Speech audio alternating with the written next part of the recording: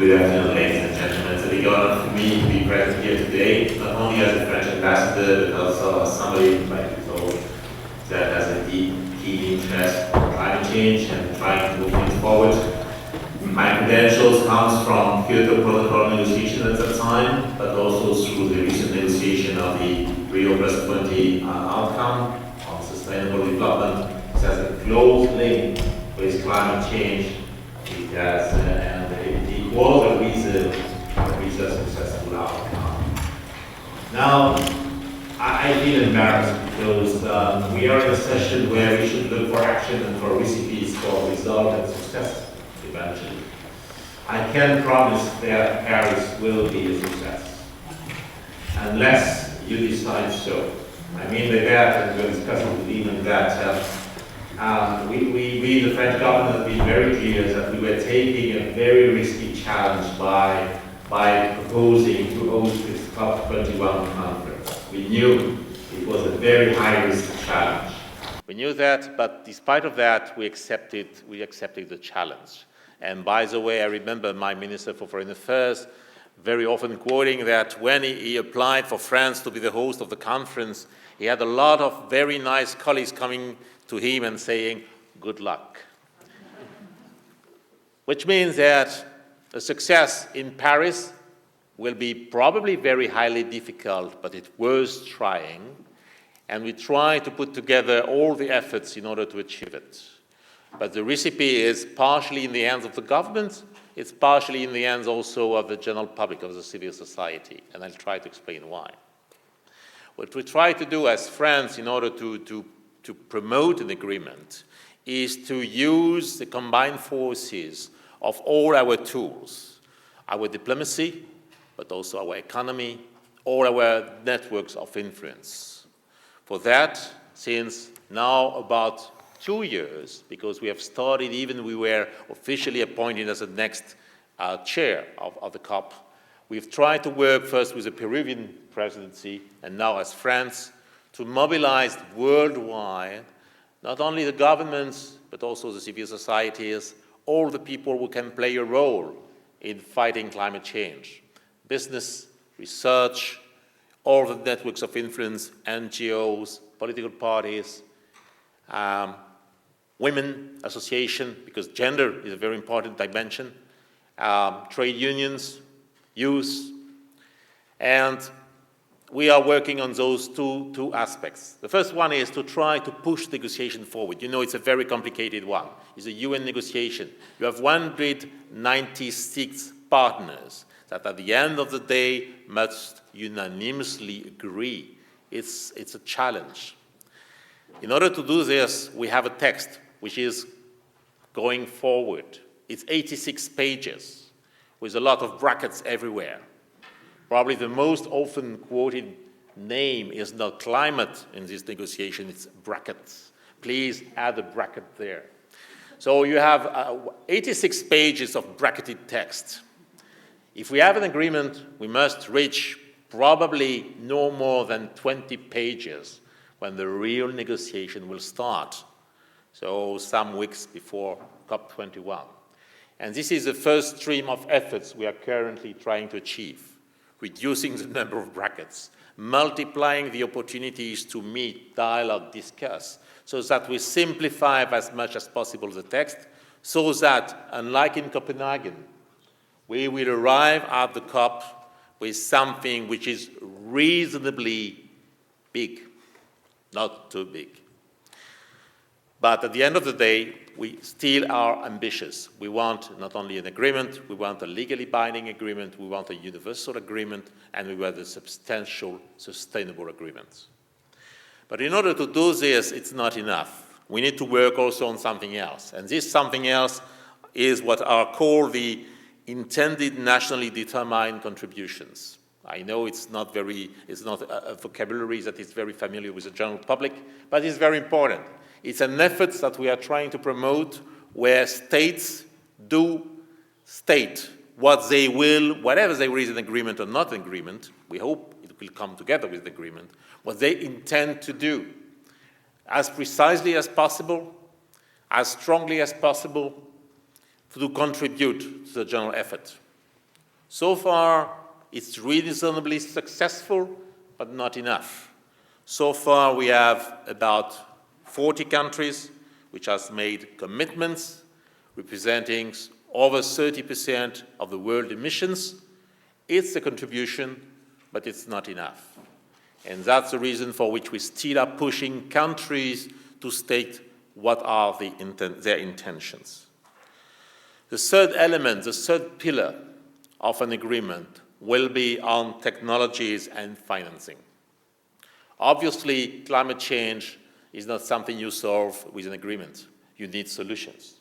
We strongly believe as France that solutions are already there and should be used. And for that, you need financing.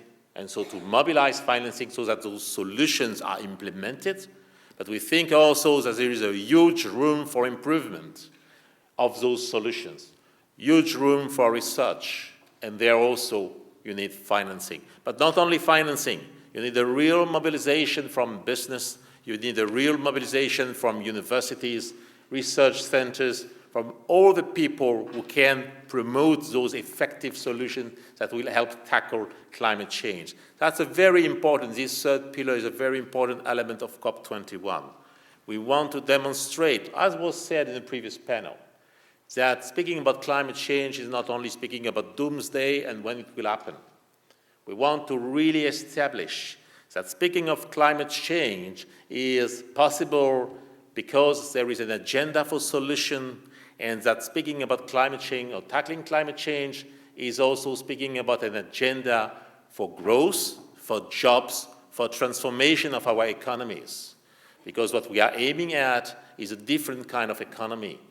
I wouldn't say a green economy, but an economy without CO2. And in order to make it happen, we need to change our way of producing, we need to change our way of consuming, we need, in fact, to change our ways of looking at what means growth. The fourth pillar, which is equally important to prepare for a potential success in Paris, will be in particular to succeed in getting civil society acting and standing. It means that we need to change the way we look at those international negotiations where everybody awaits that there is a wonderful, miraculous result of the negotiation. What we hope as France, what we try to promote, is having the stakeholders also play their full role. It's a long-standing position of France to have these stakeholders being equally important in the international negotiation. That's something we promoted, and rather successfully during Rio+20, when we made agreed by all the countries in the world that together with the countries and national governments, which have a specific legitimacy, there was a specific legitimacy also in the stakeholders. The stakeholders are the NGOs, business, local governments. It's also youth, it's also women, it's also local indigenous communities, it's also agriculture. All those 7 main category, major groups within the stakeholders can play their role. And we hope that for Paris, those stakeholders will play a major role, both before the conference and during the conference. Before the conference, it will be by mobilizing, by stating very strongly that they want not only a conference, but an outcome, and not any outcome, but a successful one. So part of the responsibility will be especially in your hands. I wouldn't say only in Ireland, but all over the world. And the second thing is, we hope that also those stakeholders, or those groups of stakeholders, will be able to take some commitments, show and lead by example. And there is something which is actually being prepared. It's a sort of register commitment, a register of commitments taken by civil society, which is being prepared by the UN. It's a network, it will be internet-based. It's called NASCA, where in fact the stakeholders and the major groups will be able to say, okay, not only we want an outcome, but this is the way we are ready to contribute to the outcome. And this also will add up in order to create the mobilization and give legitimacy to the COP. We are reasonably hopeful that we will achieve a result, a significant result in Paris. We don't want to paint, with rosy colors the situation today.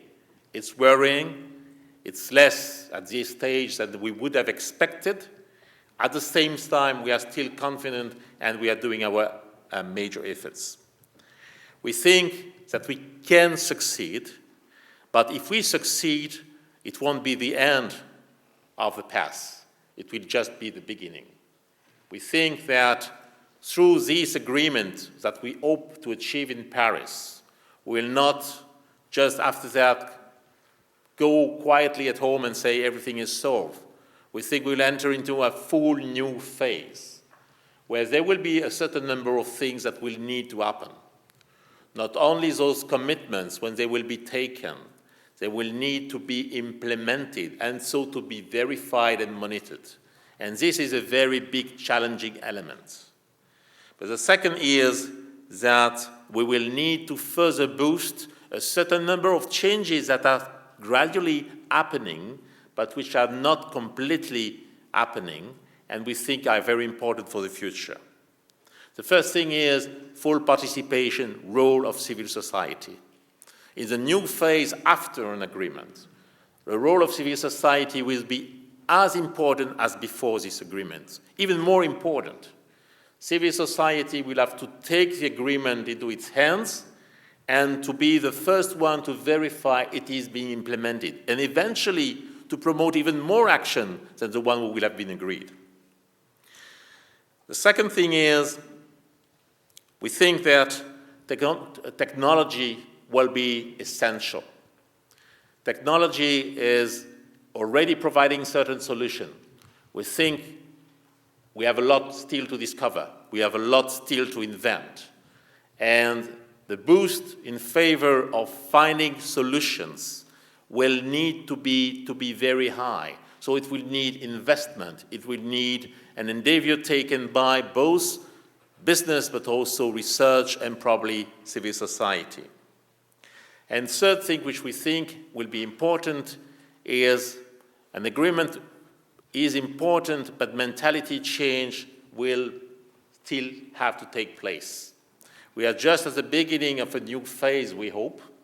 For that, we will have to adapt what means a new society adapted to constantly fight climate change, because this won't be done in one day. It will be done along the course of several generations. And from this point of view, we think that a lot of things need still to happen.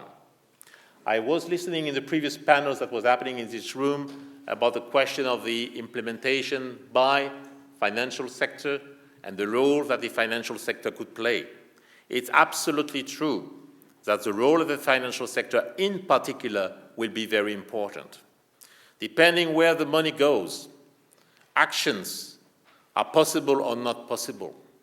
Things are favored or not favored. From this point of view, we think as France that the financial sector has a very important role to play. I regret that the representative of the Bank of Ireland is no more in the room, to my knowledge, but it's not only him. It's all of those who are, in fact, orienting money, orienting investments. And from this point of view, our embassy here in Ireland, as our French embassies all over the world, will also very much liaise with these investors, with the financial sector, to carry the message and to try to convince them about the important role they have to play. At the end of the day, I'd like to quote, I think, the major sentence for Paris. There is no plan B because there is no planet B. It was General Secretary Ban Ki-moon who made this very, very insightful statement. In order to achieve a success in Paris, once again, what will be key is not only to have skillful negotiator, not only a skillful presidency, and I hope France will be up to the challenge, and I'm sure France will be up to the challenge. But what will be important is you. As I already had the opportunity to say, the mobilization of civil society, the strength of the message you will express, not only after the success or eventually the non-success of the conference, but before, so that all the decision makers will feel that they can be confident in your support if they have, courageous decision to take. If they can feel this, maybe we'll have a better chance to achieve an agreement in Paris. If they feel you are not interested, you're not ready to mobilize, you're not ready, to act within your family circles, your parishes, your groups, your clubs, in your countries, then the encouragement for the solution will be less. And this is probably what is at stake, and I will finish with that today.